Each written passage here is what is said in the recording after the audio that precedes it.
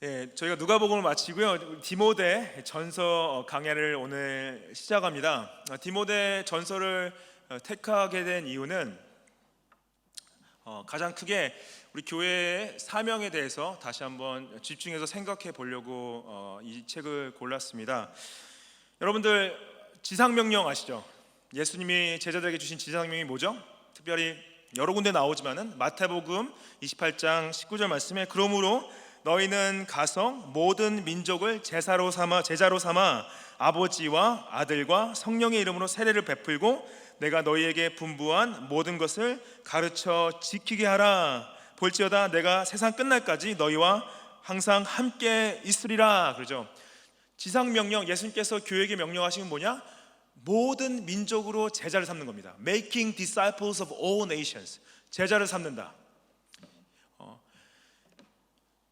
오늘 내가 죽고 예수님 앞에 섰을 때 예수님께서 저에게 석훈아, 제자를 세웠니? 제자를 삼았니?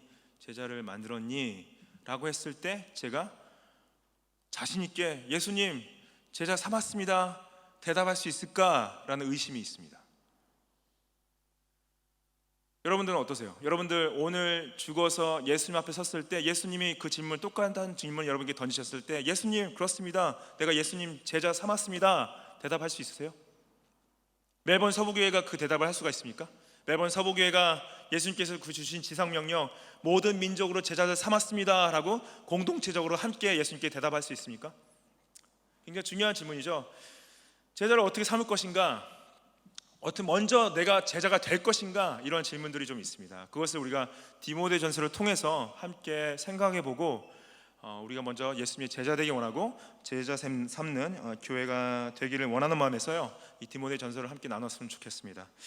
1절 말씀 보시면은 우리 구주 하나님과 우리의 소망이신 그리스도 예수의 명령을 따라 그리스도 예수의 사도된 바울은, 당시 사도 바울이 당시 편지 형식을 따라서 누가 편지를 썼는지 먼저 소개를 하고 있습니다. 사도 바울이 썼다는 거죠. 사도 바울이 자기를 어떻게 소개하고 있습니까?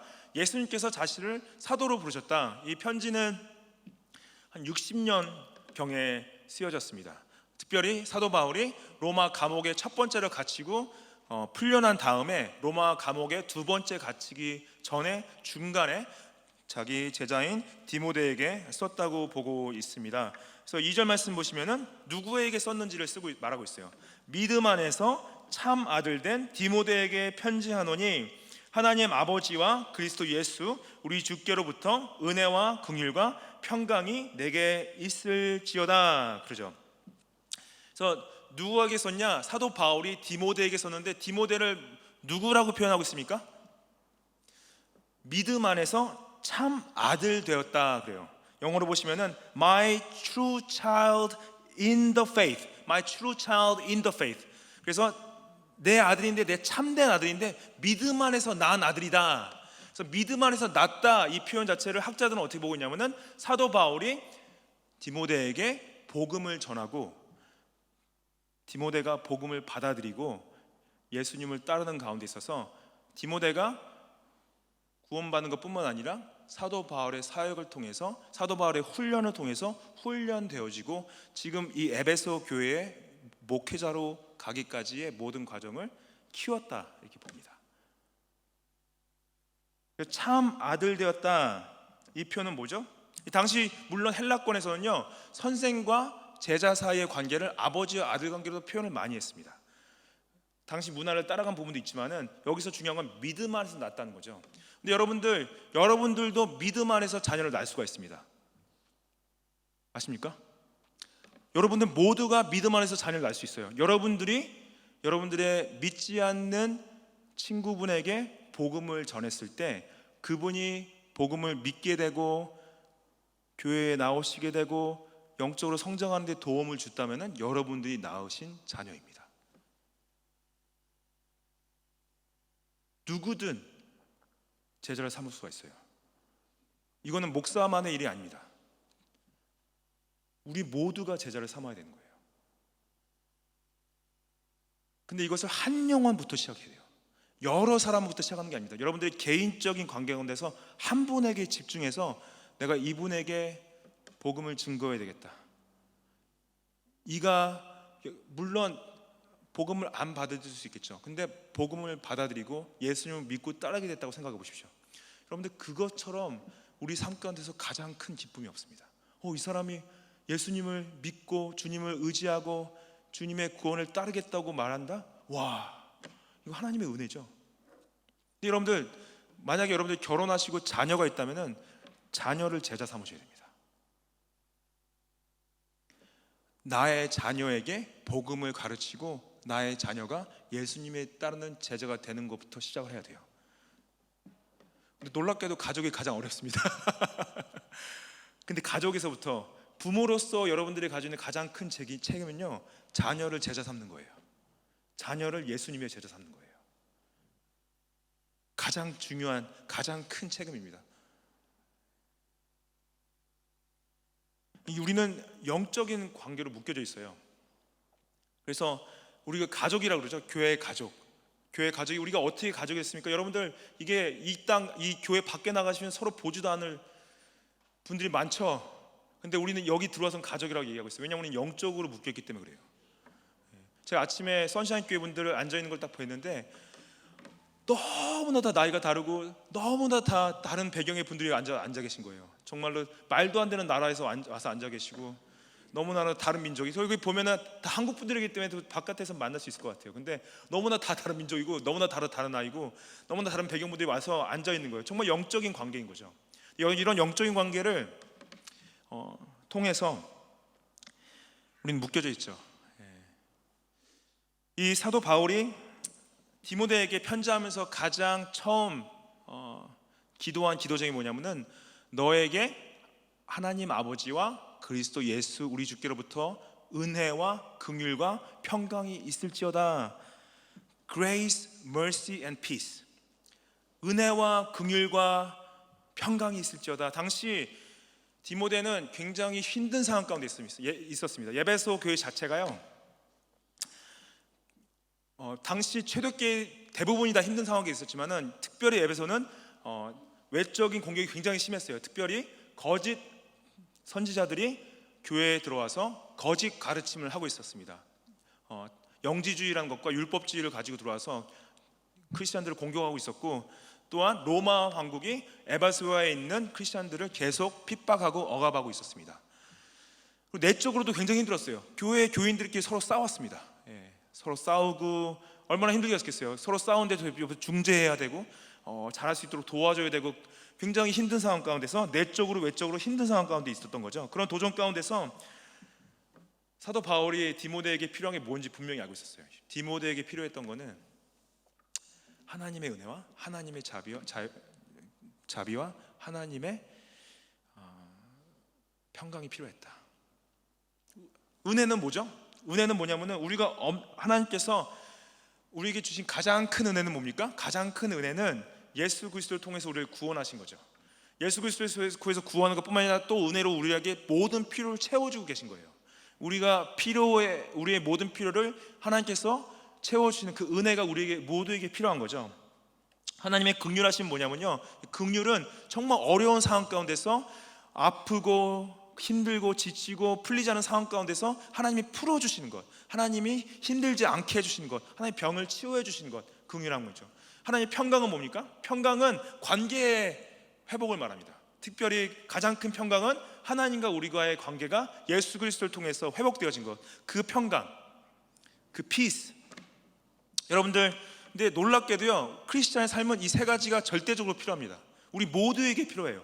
여러분들이 어떻게 살아왔는지 저는 알 수가 없습니다. 어떠한 힘든 상황 가운데서, 어떠한 괴로운 상황 가운데서 어떠한 삶을 살고 있는지 저는 알 수 없지만은, 분명하게 여러분들이 필요한 것은 하나님의 은혜와 하나님의 긍휼하심과 하나님의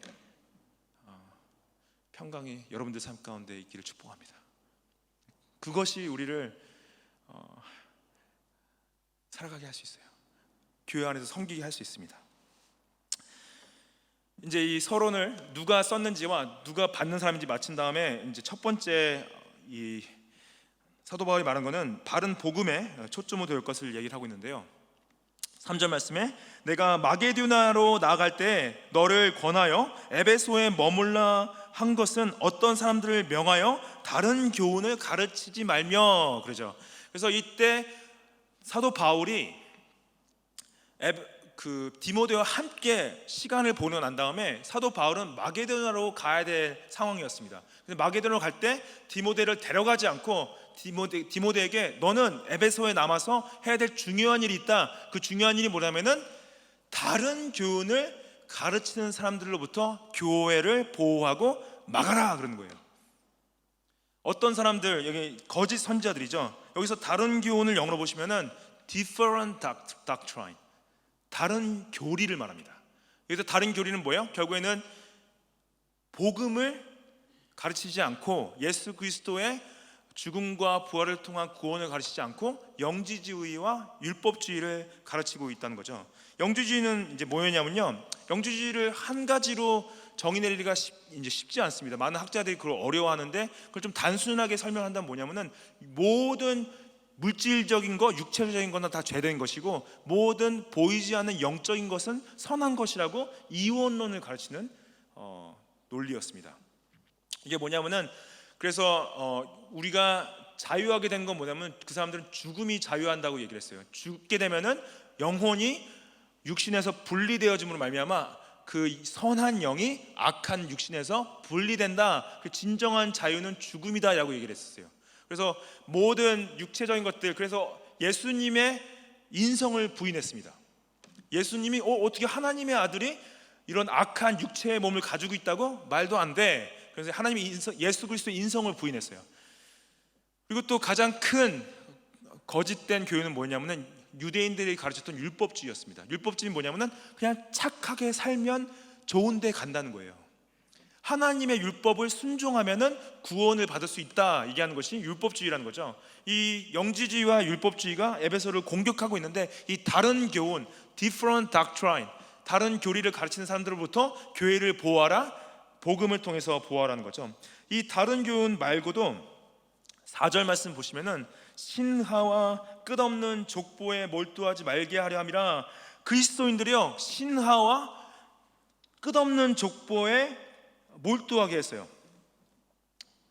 이런 것은 믿음 안에 있는 것이 아니라 믿음 안에 있는 하나님의 경륜을 이름보다 도리어 변론을 낸다. 믿음 안에 있는 하나님의 경륜은 무엇입니까?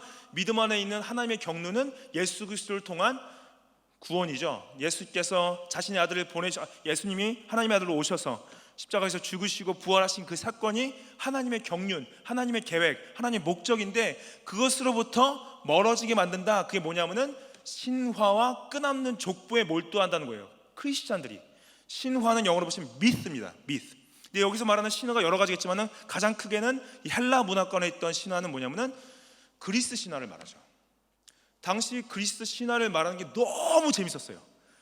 뭐 제우스, 뭐 여러 가지 신들 막 말도 안 돼요. 막 몇백 신이 있어요. 몇백 신이 어떤 신과 결혼해서 어떤 신들을 낳고, 뭐 바다의 신은 이런 신이 있고, 하늘의 신은 이런 신이 있고, 뭐 나무의 신 무슨 신 신들 얘기하는 게 너무 재밌어요.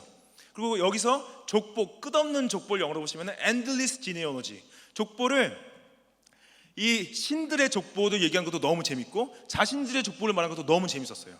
특히 유대인들은 그리스 신화 말고도 유대 신화가 따로 있었고요. 또 유대인들도 족보를 굉장히 따지는 문화였습니다. 우리는 몇 대손이고 우리 몇 대손 할아버지는 뭘 하셨고 그런 걸 너무 재밌어했어요. 우리는 그런 걸 잘 한국도 한국은 족보 중요하죠. 예. 한국은 족보 중요하죠. 어디서 족보 없으면 근본이 없는 사람이라고 족보. 예. 한국도 뭐 나는 몇 대손이다 그런 얘기 하죠. 예, 그래서 나는 누구 어느 조씨 무슨 씨 하면서 이렇게 말씀하시죠. 그건 자랑하지 말라는 얘기가 아닙니다. 자랑하셔도 되는데 그거를 이제 너무 재밌어하는 거예요. 너무 재밌어하는데 복음보다 더 재밌어했다. 여러분들 이 신화는 뭡니까? 만들어진 얘기죠. 만들어진 얘기가 너무 재밌는 거예요. 여러분들 놀랍게도 우리 시대에 우리 지금 상황은요 만들어진 얘기들로 쏟아져 나오고 있습니다. 매주 매일 새로운 드라마, 새로운 영화, 유튜브에는 더 많은 채널들이 생겨나고 있고요. 소셜 미디어에는 수많은 피드들이 계속 생겨나고 있어요. 쏟아져 나옵니다. 쏟아져.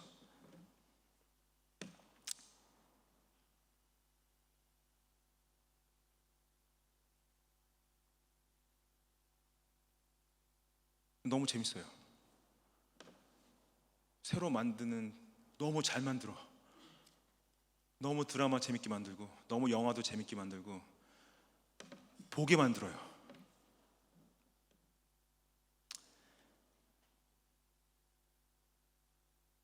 근데 만약에 믿는 자들이 그런 만들어진 이야기로 몰두하게 된다, 보지 말란 얘기가 아니죠. 보지 말란 얘기가 아닌데 몰두하게 되는 게 문제라는 거예요. 몰두하는데 어느 정도냐면은 하나님 말씀은 한 구절도 보지도 않아. 기도는 1분도 안 해. 하지만 그거는 몇 시간씩 볼 수 있어. 자기 전에 누워서 전화기 켜고 들어오는 피드와 채널들의 새로운 컨텐츠들을 계속 봐도 한도 끝도 없이 재밌어요. 여러분들, 사단이 굉장히 똑똑합니다. 여러분들 생각을요, 하나님으로부터 멀어지게 하고 그런 만들어진 이야기로 가득 채워지게 만들기를 잘 할 수 있어요. 그래서 하나님의 사람들을 하나님으로부터 멀어지게 만들고 다른 교리들, 다른 교훈들로 우리의 머리를 바꿔나가고 있습니다. 여러분들, 지금 다음 세대의 가장 큰 팬데믹은 뭡니까?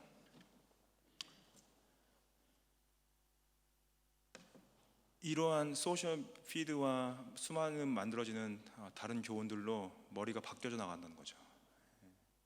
진리로 멀어지고 하나님의 말씀을 의심하게 만들고 하나님의 존재 자체를 부인하고 경외하지 않게 만드는 끝없는 족보, 끝없는 신화 가운데서 완전히 헤엄치고 있습니다.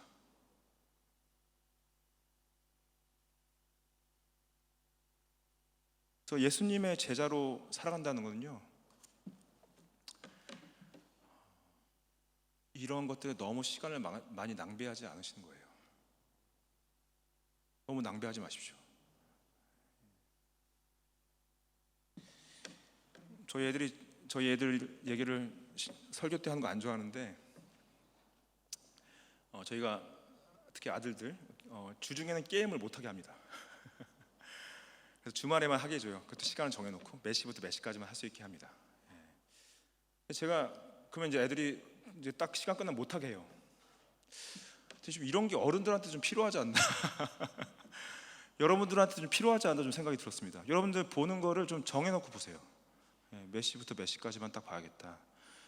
할 수 있으면은 몇 시부터 몇 시까지는 내가 말씀 읽고 기도해야 되겠다. 그거 좀 정하십시오.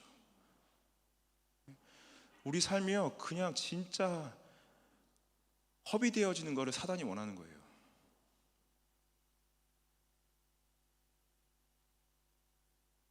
하나님의 경륜이 더 중요하지 않습니까? 하나님의 복음이 더 중요하지 않습니까? 그래서 우리가 바른 복음에 집중하자는 것은 뭐냐? 다른 교훈들을 멀리하고 주님의 진리에 집중하는 것임을 기억하시길 바랍니다. 두 번째로는 진실된 사랑에 초점을 두는 것을 볼 수가 있어요. 5절 말씀에 보시면은 이 교훈의 목적은 청결한 마음과 선한 양심과 거짓이 없는 믿음에서 나오는 사랑이다 그래요. The aim of our charge is love. 그렇죠? 사랑이 목적이라는 거예요. 이 교훈의 목적은 사랑이다. 사랑이 세 군데에서 나오는데 이 참된 사랑을 하기 필요한 세 가지가 뭐냐? 첫 번째는 청결한 마음이다 그래요. Pure in heart. 그래서 예수님께서 산상순에도 말씀하시죠. 마음이 청결한 자는 복이 있나니 저희가 하나님을 볼 것이다. Blessed are the pure in heart, for they shall see God. 그래요. 마음이 청결하다는 건 뭡니까? 마음이 청결하다는 것은 결국에는 마음에 더러운 것이 없는 거죠. 마음에 더러운 것들은 뭐예요? 우리가 가지고 있는 많은 죄성들이죠. 정욕들, 욕심들, 죄성들, 미움, 질투, 시기 모든 것들이 다 우리를 더럽게 만들고 있는 거죠. 정결하다는 뭡니까? 하나님께서 우리가 그리스도의 마음을 품고 그리스도의 보혈로 씻겨지는 걸 말씀하시는 거죠. 선한 양심, 영어로 보면 good conscience. 이 good conscience는 뭐냐면은 이 도덕의 기준을 말하는 거예요. 그래서 무엇이 맞고 틀리나 아는 것이 사랑의 기준이 된다고 말씀하시는데, 특별히 하나님의 절대 기준을 아는 것이 우리의 선한 양심의 중요한 기준이죠. 올바른 판단을 낼 수 있는 유일한 기준이 되는 거죠. 세 번째로는 거짓이 없는 믿음이라고 말씀하십니다. Sincere faith, 거짓이 없는 믿음. 믿음이 거짓이 있었다고 얘기하는 거죠. 당시 거짓 선지자들은 자신이 가르치는 그 거짓 가르침을 신실하게 믿고 있었는데 그것은 거짓에 기록된 거죠. 거짓이 없는 믿음 뭐냐? 복음을 믿는 거죠. 복음의 진리를 믿는 거죠. 여러분들 청결한 마음 가지고 계신 분, 선한 양심을 가지고 계신 분 계십니까? 아니면 거짓이 없는 믿음을 가지고 계신 분 계세요? 제가 좀 단언컨대 아무도 없습니다. 우리의 마음은 청결하지 않아요. 여러분들의 양심은 선하지 않습니다. 여러분들의 그 믿음은 거짓됩니다. 아닙니다 그러시는 분 계세요?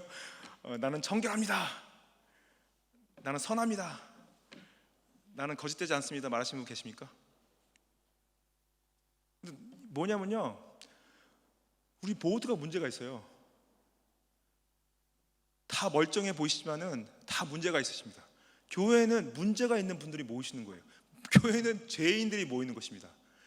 어느 정도 깔끔하고 말끔하고 정리가 되신 분들이 모이시는 것이 아니에요. 우리는 다 문제가 있고, 우리는 다 치유가 필요하고, 회복이 필요하고, 구원이 필요하고, 은혜가 필요하고, 우리는 다 사랑이 필요합니다. 사랑. 결국 뭐냐? 우리 안에서 이 각자의 연약함과 상처와 넘어짐과 죄인됨과 불쌍함과 괴로움들을 품어주는 사랑이 있을 때 교회가 이루어진다는 거예요.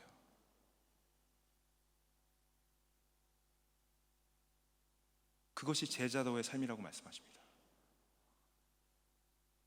여러분들, 우리는 사랑할 수 없어요. 우리는 서로를 사랑할 수 없는 존재들인데요. 우리가 어떻게 사랑할 수 있냐? 예수 그리스도가 우리를 사랑하신 그 사랑으로 사랑할 수가 있습니다. 받아줄 수 있고, 용납할 수 있고, 용서할 수 있고, 품어줄 수 있습니다. 그리고 정말로 저는 소그룹 가운데서 그러한 교제들이 일어났으면 좋겠어요. 서로를 위해 기도해주고, 서로의 연약함과 상처와 넘어짐을 품어주고 이렇게 세워주는 이 진실된 사랑이 우리의 교제권 가운데서 일어날 때 그 가운데서 성령께서 역사하신다는 거죠. 우리는 여러분들 너무나 쉽게요 서로한테 상처 줄 수 있습니다. 이게 근데 잘 보시면은 어떤 분들은 그 자신의 모든 주의를 천국으로 만들어가는 분이 계세요. 근데 어떤 분들은 자신의 주의를 지옥으로 만들어가는 분이 계십니다. 그게 어떻게 지옥으로 만들 수 있냐면요, 그냥 여러분들 가족 중에 한두 사람만 정말로 힘들게 해도 그 가족 전체가 지옥 같을 수 있어요. 교회도 마찬가지입니다. 교회도 몇 사람만 힘들게 해도요, 교회 전체가 지옥 같을 수 있어요. 나한테 질문을 던져야죠. 나는 천국을 만드는 사람인가, 아니면 나는 지옥을 만들고 있는 사람인가? 여러분들 이미와 아직 사실 아시죠? 이미 하나님의 나라가 여기 임했다는 건 뭡니까? 여기에 하나님의 천국이 임했다는 거예요. 아직 오지 않은 천국이 있죠. 이미 하나님의 나라가 임했다면 여기서 우리가 그 천국을 맛봐야 되는데, 여러분들 그 맛보고 계세요? 그 천국을 교회 가운데서 맛보고 계십니까? 여러분들의 가족 안에서 그 천국을 맛보고 계세요? 근데 뭐냐면요, 지옥을 만들려는 사람들을 천국을 만들려는 사람들이 품어야 돼요. 반대가 될 수 없어요. 근데 만약에 지옥을 만들려는 사람한테 천국을 만들려는 사람들이 져버리잖아요. 그럼 다 같이 지옥으로 가는 거예요. 너 나한테 화내? 나를 힘들게 해?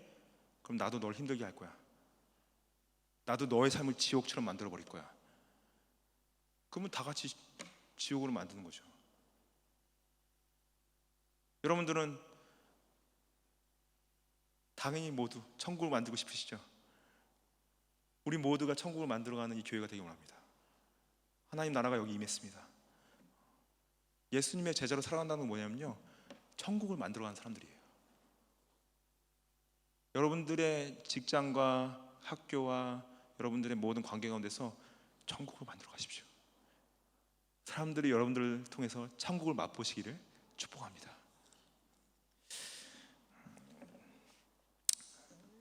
이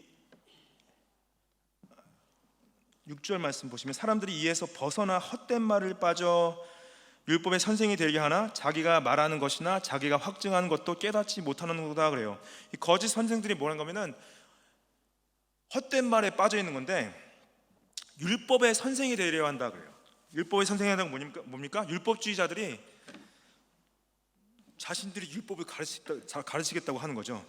근데 사도 바울이 이 7절 말씀에 율법의 선생이 되려는 자들이 자기가 확증하는 것도 깨닫지 못한다. 이건 뭡니까? 율법주의자들이 가르쳤던 건 뭐냐면은 율법을 행함으로 말미암아 너는 하나님 앞에 의롭게 설 수 있다.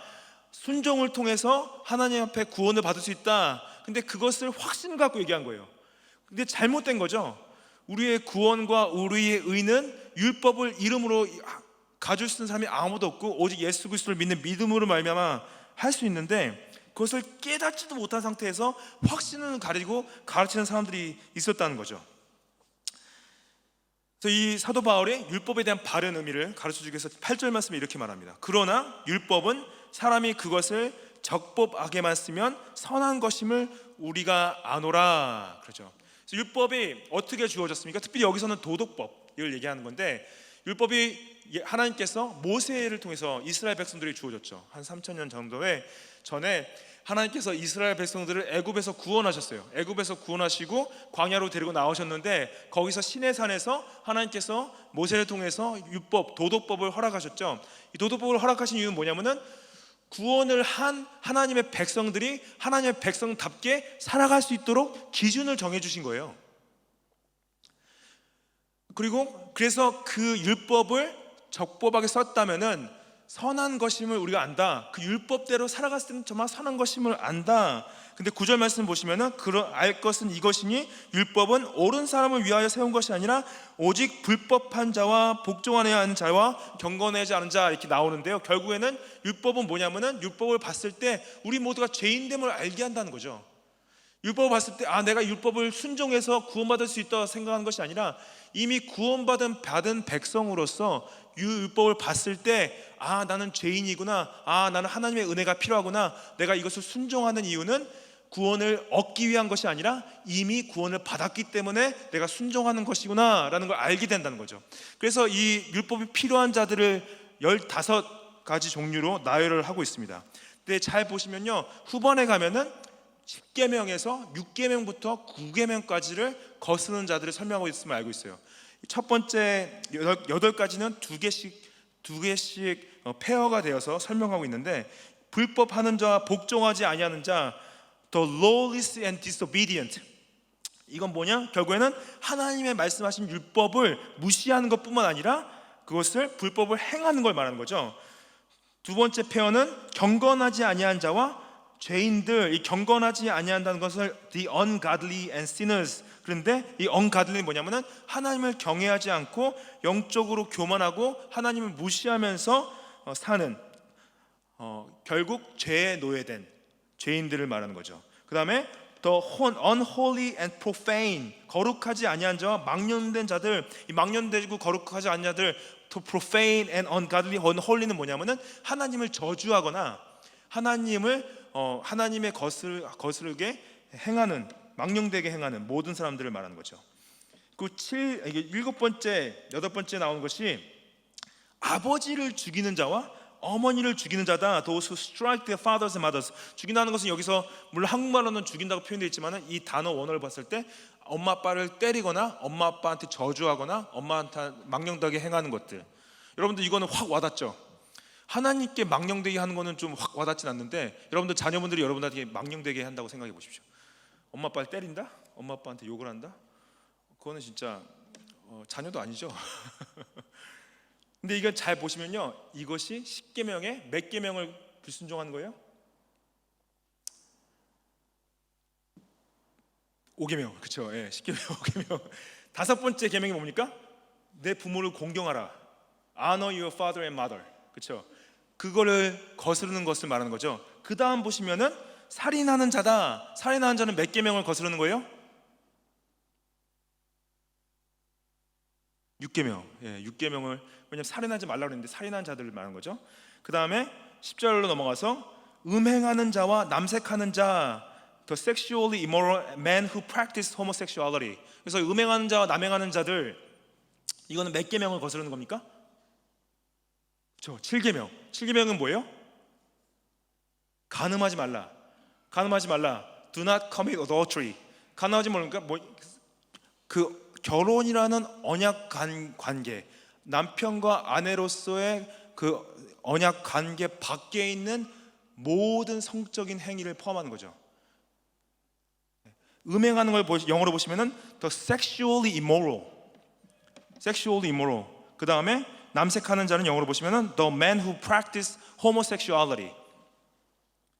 사람이 남성과 남성이 관계하고 여성과 여성이 관계하는 거. 로마서 1장에도 나오죠. 여러분들 이 음행하는 거와 남색하는 거, 하나님이 정하신 가정의 질서를 파괴하고 그 다음에 하나님이 만드신 성의 질서를 파괴하는 거, 이거는 단순하게 행위를 넘어서서 여러분들이 보는 거, 생각하는 것까지 다 포함하는 것입니다. 근데 여러분들 이거에 자유하신 분 계십니까?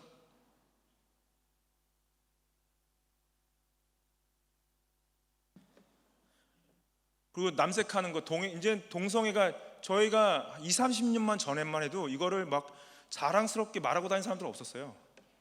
지금은 뭡니까? 이거를 무시하거나 부인하면 직장에서 잘리실 수 있습니다.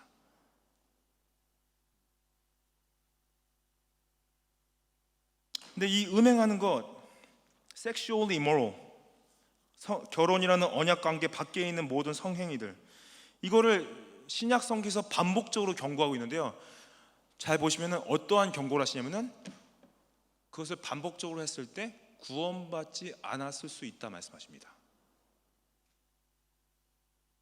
에베소 5장 5절 말씀 보시면은 너희도 정녕 이것을 알거니와 음행하는 자나 더러운 자나 탐하는 자 곧 우상 숭배하는 자는 다 그리스도와 하나님의 나라에서 기업을 얻지 못하리라. Everyone who is sexually immoral or impure or who is covetous, that is idolater. 이게 한국말로는 이게 다 다른 것 같지만은 음행하는 걸 설명하는 거예요.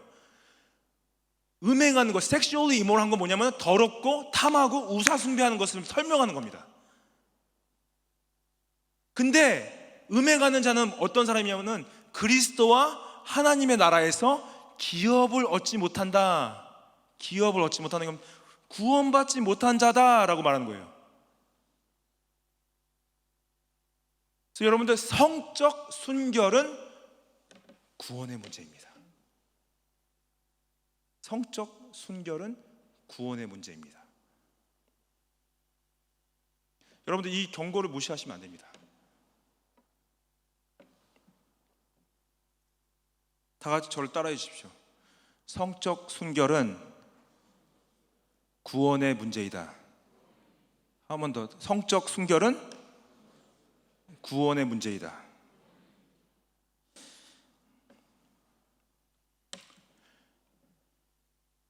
여러분들 하나님이 기뻐하지 않는 걸 보려고 하실 때 자신한테 이렇게 말씀하십시오. 죄에 죽고 하나님께 살자. 이건 로마서 6장 11절 말씀인데요. 사도 바울이 너희는 죄에 대해서 죽은 자고 하나님께서 산 자다 그럽니다. 제가 하나님이 기뻐하지 않는 것을 보려고 할 때 제 자신한테 이렇게 얘기하고 있습니다. 죄에 죽고 하나님께 살자. 그것도 따라 하십시오. 죄에 죽고 하나님께 살자. 죄에 죽고 하나님께 살자. 여러분들 혹시 혼자 계실 때 하나님이 기뻐하지 않는 것을 보려고 하실 때요, 자신한테 이렇게 말씀하십시오. 죄에 죽고 하나님께 살자. 여러분들의 구원의 문제입니다. 여러분들 구원받기 원해요. 우리 모두가 구원받기 원합니다. 성적 순결은 구원의 문제입니다. 이제까지 범죄한 것들은 회개하십시오. 그 결단하시고요, 앞으로 이 거룩한 삶을 살기를 원합니다. 그 다음에 연결되어지고 나온 말이 거짓말하는 자와 인신매매라고 나오죠. 인신매매는 7계명을 어긴 게 아니라 놀랍게도 8계명을 어긴 겁니다. 왜 8계명이 뭐죠? 8계명 아시는 분? 네? 도둑질하지 말라죠. 네. 근데 왜 인신매매가 도둑질이냐? 다른 사람들의 생명을 사고 파는 것 자체를 도둑질한다고 말하는 거예요. 그때 당시엔 특히 인신매매, 사람을 훔쳐다가 파는 사람들은 사람의 생명의 근원성과 하나님의 형상이 있는 것을 무시한 채 사람들을 팔았던 거죠. 8계명을 범하고, 그 다음에 이 거짓말하는 자와 거짓 맹세하는 자는 몇 번째 계명을 어긴 겁니까? 9계명이죠. 여러분들 순서대로 왔으니까 5, 6, 7, 8, 9. 9계명은 뭐예요? 거짓 맹세하지 말라고 말씀하시죠. 거짓 맹세하지 마십시오. 거짓말하지 마십시오. 그리고 바른 교훈을 거스르는 자를 위해서 율법이 있다고 말하고 있습니다. 여러분들, 우리가 예수 그리스도의 제자로 살아간다는 건 뭐냐면요, 예수 그리스도의 제자로 살아간다는 건 뭐냐면은 거룩한 삶을 추구하는 거예요. 하나님께서 예수 그리스도의 보혈의 은혜로 우리를 구원해 주셨습니다. 그 은혜의 감격과 감사함으로 하루하루를 거룩한 삶으로 살아가는 겁니다. 근데 이것은 결국에는 하나님이 정하신 이 도덕법을 순종하는 거예요.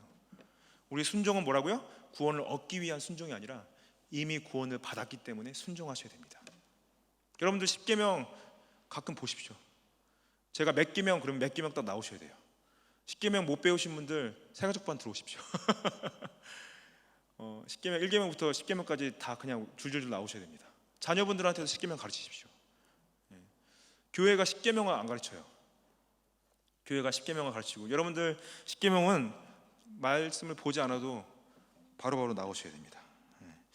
여기서 사도 바울이 말하는 11절 이 교훈은 내게 맡기신 바 복되신 하나님의 영광의 복음을 따릅니다. 하나님의 영광을 복음을 따른 것, 결국에는 이 모든 죄된 것들을 하나님께서 우리를 예수 그리스도의 십자가의 은혜로 구원하셨고 용서하셨기 때문에 내가 하나님 앞에서 바른 복음을 집중하고 진실된 사랑으로 거룩한 삶을 추구하는 것은 뭐냐? 하나님의 영광의 복음을 따르기 때문이다. 그렇죠? 이거를 우리에게 맡기셨습니다. 여러분들, 우리 모두가 예수 그리스도의 제자 삼는 매번 서부교회 되시기를 축복합니다. 같이 기도하시겠습니다.